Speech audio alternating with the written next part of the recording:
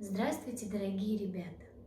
Сегодня я хотела бы прочитать вам сказку под названием «Как кролик никого не боялся».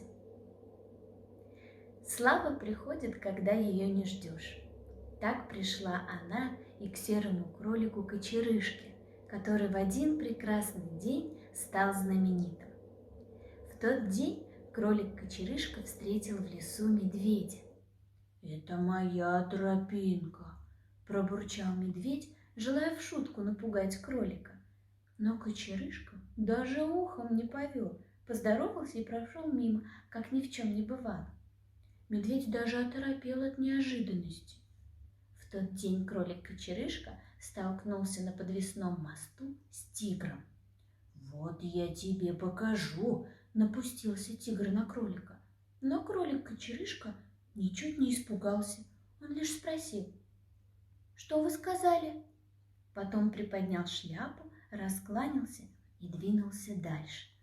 Тигр даже растерялся от такой неслыханной дерзости.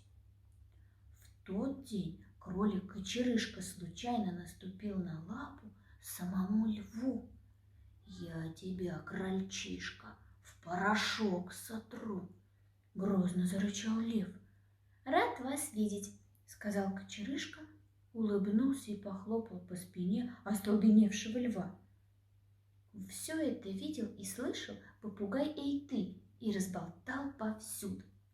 Тогда звери и птицы стали на все лады расхваливать кролика Кочерышку, который никого не боится. Недаром говорят, что у славы есть крылья. Кочерышка еще только подходил к своему дому, а слава уже поджидала героя на его собственной улице.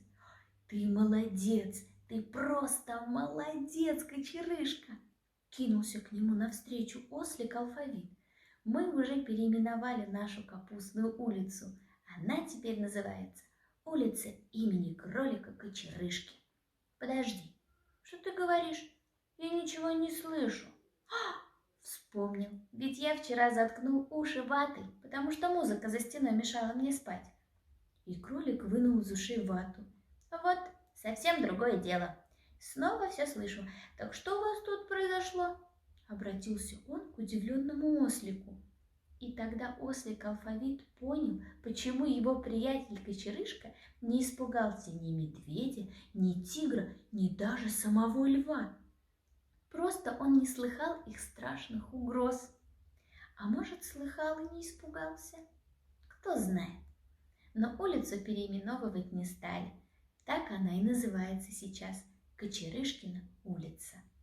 А когда по улице проходят внуки Кочерышки, то обычно им вслед несется: «Ой, смотрите, вон идут внуки того самого кролика, который никого не боялся». Добрых снов, ребята!